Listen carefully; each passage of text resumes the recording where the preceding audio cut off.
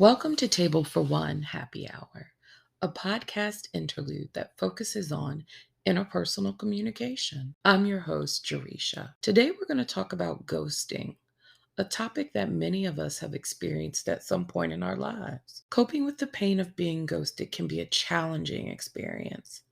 The lack of closure and unanswered questions can leave you feeling confused, hurt, and even questioning your own self worth. In my personal ghosting experience, I had a friend who I thought was a close friend.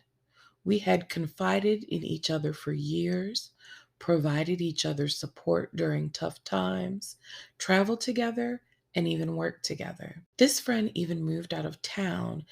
Yet we were very intentional about staying in touch and planning visits. I was planning a road trip with friends and asked this person to come along.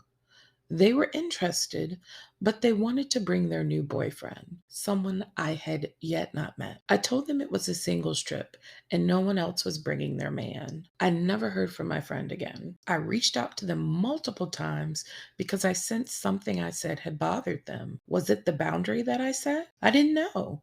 And I was trying to get answers to no avail. I later found out that I was right.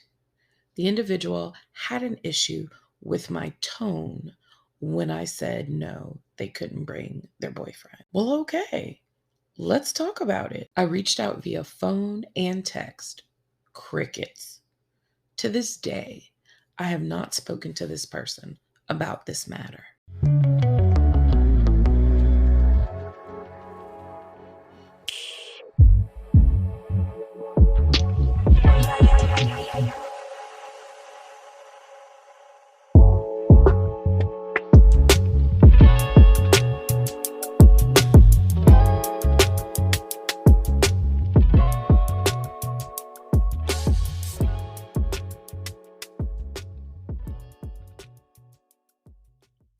But why do people ghost in the first place? There are many reasons, including fear of confrontation, avoidance of uncomfortable emotions, or lack of interest or investment in the relationship. Avoidant attachment is a pattern of behavior in which an individual avoids closeness and emotional intimacy with others. This can cause problems in relationships because it makes it difficult for the individual to form deep and meaningful connections with others. It's easy to blame ourselves or wonder what we could have done differently, but sometimes the reasons behind ghosting are more complex and have little to do with us. Anyone who engages in ghosting can be doing it for a number of reasons. It's important to remember that ghosting is not a reflection of your worth or value as a person. Try to resist the urge to blame yourself and instead focus on finding healthy ways to cope with the feelings left behind. Reach out to friends and loved ones for support. Talk to someone you trust about what happened. Practice self care. Engage in activities that bring you joy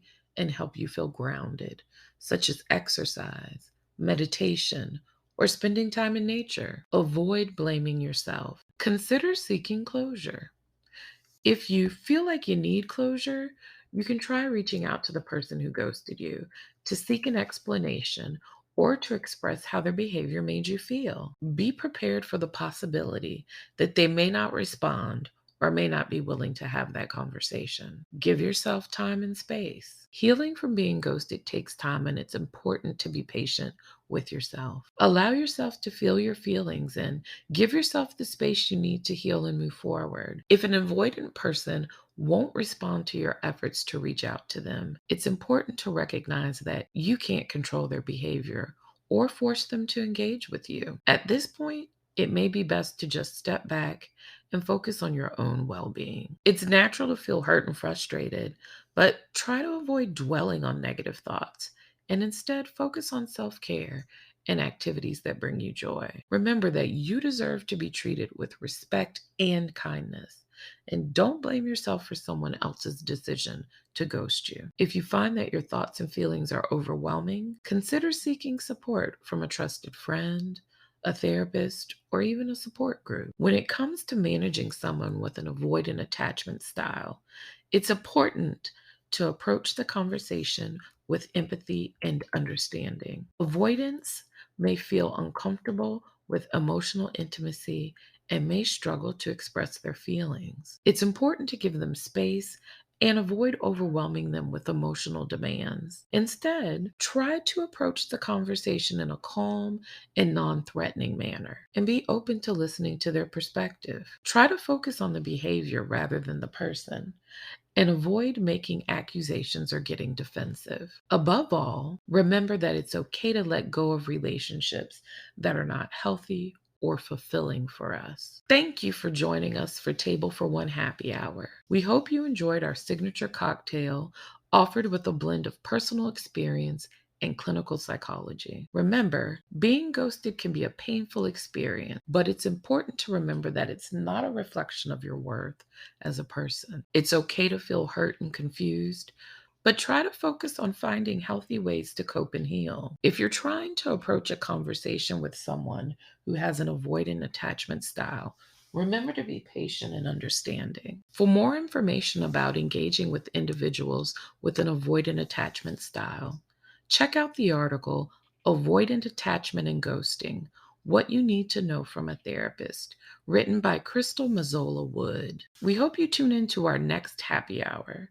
To stay in touch and up to date with our podcast, follow us on Instagram at Table for One Podcast, or send us a note at tablefor12023 at gmail.com. If you like what you've heard, please like, share, and subscribe. Until we meet again, cheers.